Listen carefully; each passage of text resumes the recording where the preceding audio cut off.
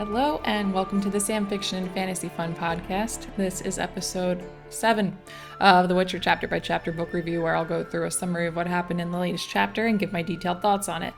Today I'll be discussing chapter 7 of book 1, The Last Wish, and chapter 7 is the final chapter of The Last Wish.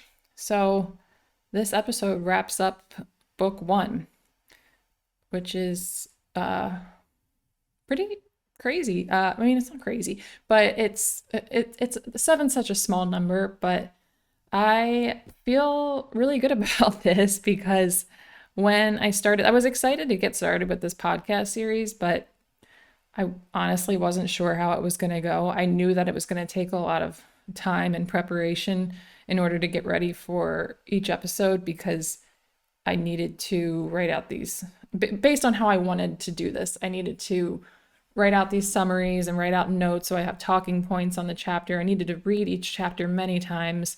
And even though I love reading and I'm a really big book reader, I don't read that fast. I actually read pretty slow.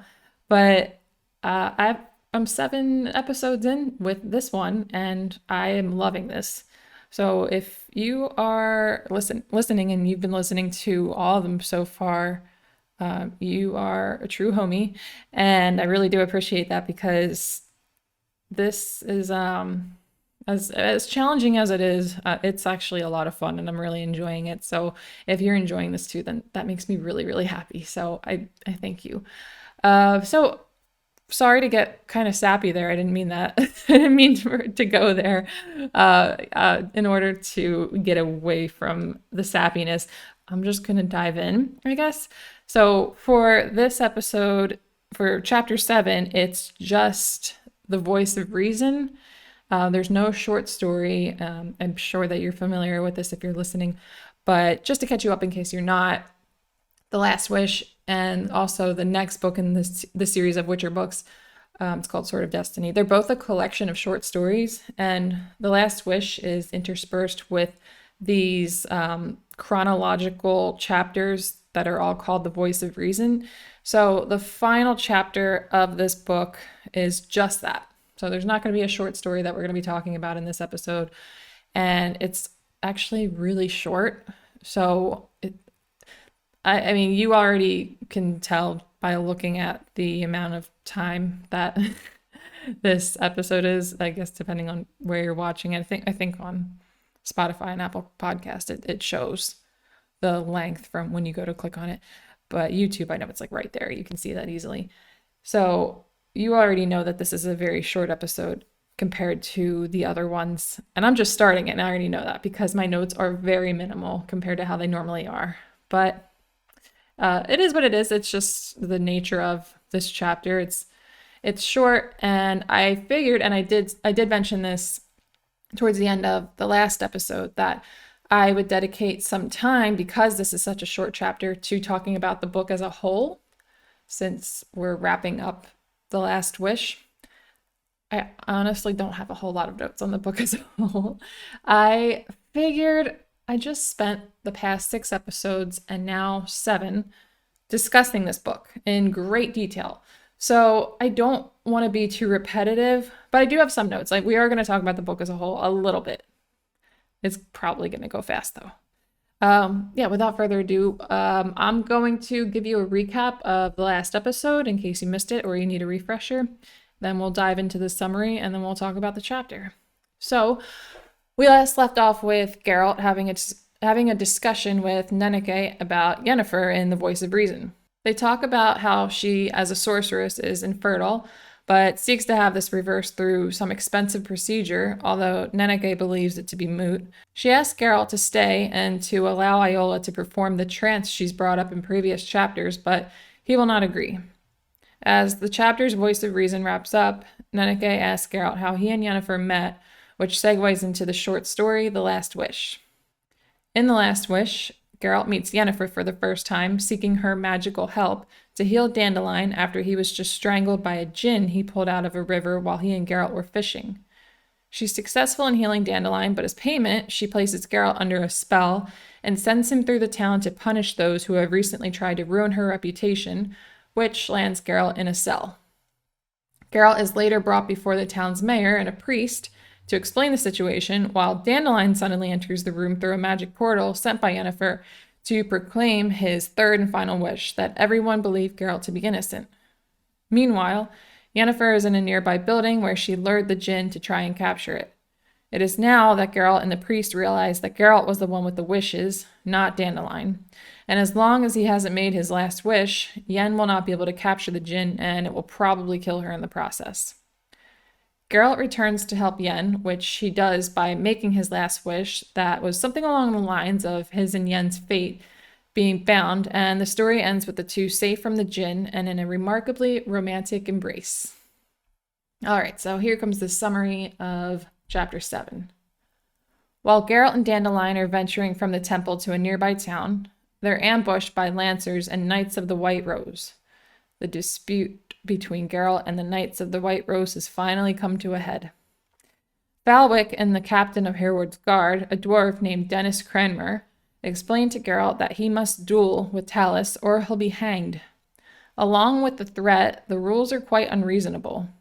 The duel isn't to the death, but until one is rendered helpless, and Geralt is not allowed to hit Talus with his sword, for if he does, he'll be punished. Dennis explains that he's following orders to the letter, and that if Geralt does not comply, he and his men will have to fight the Witcher, and there will be bloodshed.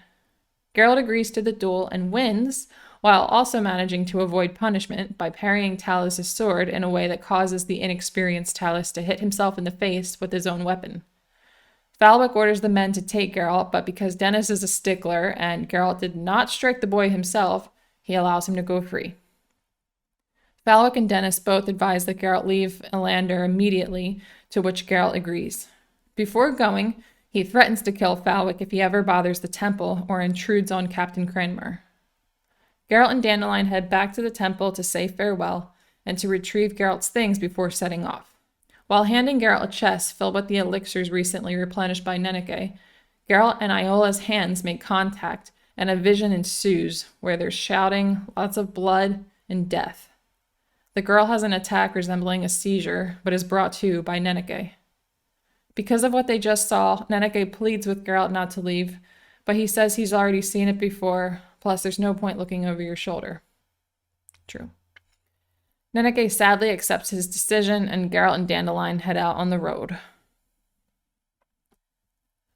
One of my first reactions to this chapter is the White Rose is such BS. The dueling rules, they're just so convenient, and they've got no shame in how obvious that is. And it's such a type of person, you know. I feel like that's somebody that everybody knows. Like everybody knows somebody that's like that. That just they don't care. They don't care how obvious it is that they're just full of crap. That it's like, oh yeah, this obviously doesn't make any sense. This is logically so stupid, but it's I don't care if you even notice that, if you point it out, whatever. Like it's gonna go my way, or I don't know. It's things are just gonna go my way. So they are very infuriating people. So I'm really glad that it went the way that it did. But we've come to learn that it is not easy to best a Witcher, or at the very least, Geralt. Geralt, he's really quite clever. I wonder what would have happened, though, if he submitted and let Talus render him helpless. I mean, I'm glad that he didn't. Those guys they're just so awful, and it's really great that they were dealt with by the book's end. And that's something that we don't have to worry about Falwick and Talus again in the future. Probably not, at least. But I do wonder how that would have went if he didn't have that clever trick up his sleeve and didn't manage to make it so that Talus would strike himself in the face, and Geralt would technically be able to get away with, not rendering Talus helpless. Talus technically renders himself helpless. I would just be curious to see what would have went, or how that would have went if he allowed Talus to render him helpless. I mean, I can't imagine a scenario where that could have gone, where Geralt would just roll over and let somebody take advantage of him like that. But I think that's probably why it didn't go that way, because he's just not that type of person at all. Anyway, so that prophecy, the vision, Iola's vision, she saw death. I would like to know whose. I think we're intentionally not told whose, because that would just give too much away. Um, but it's pretty scary. It definitely leaves us wondering what's going to happen. She saw lots of blood, so there was a lot of violence going on. I really wonder where that's going. Um, One thing I wanted to mention was that Nenege was clearly wrong. So she kept trying to convince Geralt to undergo this trance, and he denied it repeatedly. She would say, when she was arguing for allowing Geralt, or when she was trying to convince Geralt to let Iola do this, she kept saying, Iola's ready. She's ready. She wasn't ready. We just found that out when they did this unintentional trance vision thing, that she clearly was not in a position where she could have been doing that yet. I don't know if it's because she wasn't trained up as much as she should have been. I don't know the ins and outs of how that stuff works. It's never explained to us. But if she's gonna touch his hand for a second and then have a seizure, and it seemed like she almost died. Like Nenege had to use some form of magic to bring her back, to make her okay. And I mean, if Nenege wasn't there, like she might have actually died in that situation. So yeah, she wasn't ready. So Nenege was wrong. I don't mean to slander Neneke though, because she's obviously really great, but it's kind of an example. It goes to show that even people who are very wise, the really good characters and stories, they're not always right. All right, well, unfortunately, those are all the notes I had to talk about that chapter. That was really fast, just like I knew it was going to be. But there's not really a lot to go off of there. So for the Last Wish book, there's a few common things. Like now that we have read the whole book, we've gone through the entire story. There's some things that you can pull out of it that are pretty interesting. Like Geralt's got himself a decent little community. He's got Neneke, he's got Dandelion. He now kind of has Yennefer, although they're not really on good terms at the moment. But there are a lot of rude, bad, prejudiced people in this world. But with all the shade that gets thrown at him, he still does gain respect. So we had people like King Foltest from the first story, who he definitely had his own issues, don't get me wrong, but he was kind of chill and he showed Geralt respect. Nivellen, they got off on the wrong foot, and then they both warmed up to each other. I'm going through each story here, each short story. There wasn't really anyone by the end of the Lesser Evil. Geralt, in fact, lost the respect of people by the end of that story. Some people that he didn't even know in the first place. But people like Caldamine, the Elderman of Blaviken, they were buddies, and by the end of that story, he was banishing Geralt from Blaviken. So that story doesn't really prove the point that I'm trying to make right now. But Queen Calanthe, she started out pretty harsh, but she came around and she was pretty respectful towards Geralt by the end of that story. There was also Torque and Filavandrel. Neither of them were fond of Geralt when they met him, but they were nice to him when Filavandrel parted ways with Geralt, and then Torque and Geralt were still together at the end of the story, and they were traveling together. And then you also have Chariadin, who he started out respectful towards Geralt. There was no issue there. I think he was just a nice guy. But yeah, I mean, like some of these people, they were just cool, but some realized that Geralt was a good guy after getting to know him a little. And I think that was pretty cool because he is a hero. He does some pretty cool things, and it's nice to see that some people are actually able to recognize this, as opposed to a lot of the people in this world who are just kind of Trying to avoid using bad words. They're just rude, okay? That's a good way to describe them. A lot of people are just flat out rude. They're just not kind people. They're not good people. But yeah, Geralt does get some respect, and that's nice. Another common thread, this is kind of a small one, but we learn that witchers are these monster hunters. They're basically, these paid assassins. They're sent out to kill monsters who are interfering with the lives of the innocent or killing innocent people. But that's not all there is to it. There's a lot more to it than that. And one of those things is that because witchers have these magic powers, they're able to lift curses. And we did see that in this book a few times. So the very first story, we see the probably most prominent example of that was with the Striga. He was able to lift the curse from the Striga, and she turned back into a 14-year-old princess.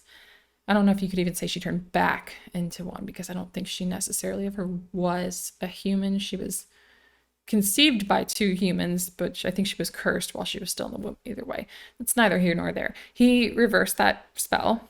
And then there was also Nivellen. He assisted with that. There was Dooney. He assisted with that. So a witcher is a good person to have around. And that's another reason why it's odd that witchers get thrown so much shade. But maybe we'll get a better understanding of why that is in the future, because it's something that doesn't really add up totally at this point. Maybe like a little bit, but not really. I think we should get a better explanation. I don't think it's as simple as people suck. But anyway, so Geralt has a lot of difficulty with decision making. I mean, don't we all? But he has these internal conflicts with choosing to help people or not. And according to the Witcher's Code, he's not really supposed to do anything more than what his job demands. So he's not supposed to get involved in human affairs or politics or play at being a knight errant. And he actually does this pretty regularly. In The Lesser Evil, that story is like an example within itself about, having to choose between staying neutral or getting involved. And if you do get involved, what are you going to choose? Are you going to choose the lesser evil? Like, is the lesser evil really the lesser evil? But then you also have a question of price. He explains that he's not a hired thug. He explains that to the queen. And then when the queen sets her guards on Dooney, he interferes and he tries to save him.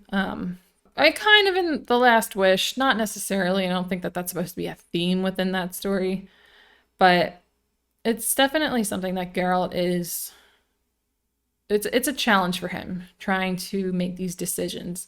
There's also an example in one of the Voice of Reason sections where he's talking to Iola. It's actually where we get to learn a lot about Geralt and witchers. He does the most talking we see him do in the whole book, and that in just those few pages, he explains that witchers are not supposed to get involved, but the very first quote-unquote monster that he handled after his witcher training was actually a man who was trying to force himself on a young girl, and he killed that man. So it's just something that comes up a lot, and I think that that is going to be a common theme in the upcoming stories and the upcoming series of books. It's possible that that's not the case, but I think that it's highlighted as frequently and as prominently as it is in the story for a reason. He also says in this final story in chapter 7, the chapter that we're discussing now, kind of, he says to Nenege when he's leaving right before the whole thing happens with Iola, that it's better in the long run to look out for others. So I don't know if that is so much him just kind of saying like, oh yeah, like she says, look out for yourself. He's like, it's better to look out for others.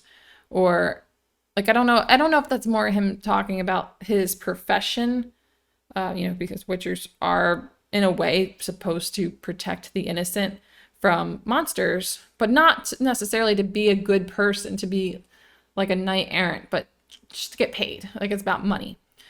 But, it also, what I'm thinking is maybe he says that, and he says that in the very final chapter of the book, because he is kind of accepting that he is the type of person that is going to want to help people and get involved in human affairs in order to protect the innocent beyond just making money.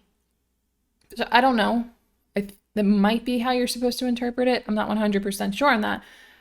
But if that's the case, then it's possible that maybe we're not supposed to expect him to have this continued conflicting decision making in the upcoming books. I guess we'll find out though. We are about to move into the next book, and in the next episode, we will be on Sword of Destiny. So we're going to get closer to some of these answers soon. More questions though, as I wrap this up. Hopefully, we've seen the last we'll see from the Order of the White Rose. I really don't think we will hear from Falwick or Talus at the very least, because Geralt clearly handled Talus sufficiently, and he scared the crap out of Falwick with his threat. Falwick had nothing to say to him when Geralt told him, like, that you better not come around anymore. You better not bother the priestesses at the temple. Better not intrude on Captain Cranmer. So I don't think we're going to hear from those two guys, but maybe the Order of the White Rose might come up again. And if they do, I can imagine that they're going to give Geralt a hard time.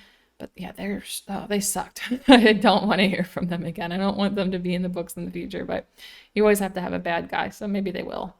I do wonder what characters we're going to see again.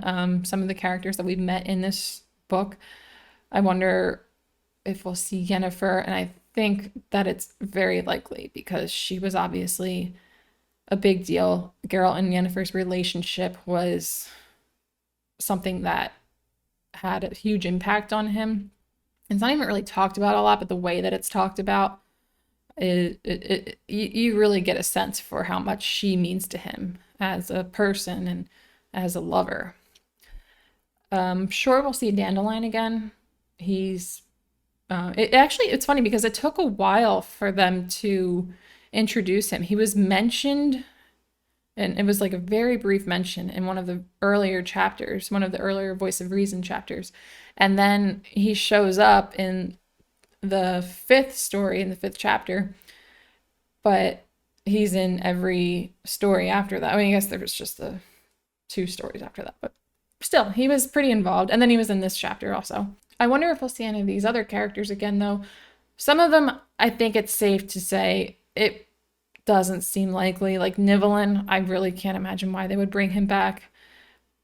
But some of these other people, like the royals, like Foltest, Calanthe, at the very least, we might hear mention of them again. Calanthe, Geralt had that whole thing going with the child surprise. So Calanthe, Pavetta, Dooney, he said he would never go back, but it was just weird that he would invoke the law of surprise, and then shortly after the child was supposed to be born, he's just like, I want nothing to do with that. I'm never going back there. But yeah, maybe it was just, it was just a way to get us to learn more about Geralt. Anyway, the death prophecy was a bit of a cliffhanger. It was pretty vague, so it could mean Geralt's death. It could mean someone close to him. Probably not him, since this is just the beginning of a whole series. But yeah, that was kind of the only cliffhanger we were left with at the end of this book. So it makes us interested to see what's going to happen in the next book, or maybe any time within the next, what are there, 7 books and 8 books? Yeah, I think 8 books in total. I know one of them's a prequel, but either way. Yeah, so like I said at the very beginning, this was going to be a short episode, and it looks like I've been recording for, actually a little bit longer than I expected. So I know I always say, if you've listened this far, thank you so much for listening. But I mean, you probably, this wasn't a long time to listen. Next episode, Sword of Destiny. I'm so excited. The first story is called The Bounds of Reason, and it's such a fun story. I'm biased, so I love all the short stories. I love these books, but the bounds of reason. It's just so fun. You'll see. We'll talk about it very soon. Okay. Well, yes. Thank you so much for listening. I really do appreciate it. If you have listened to all 7 episodes so far, I mean, through the entire first book, I am actually very grateful. So thank you so much, and goodbye.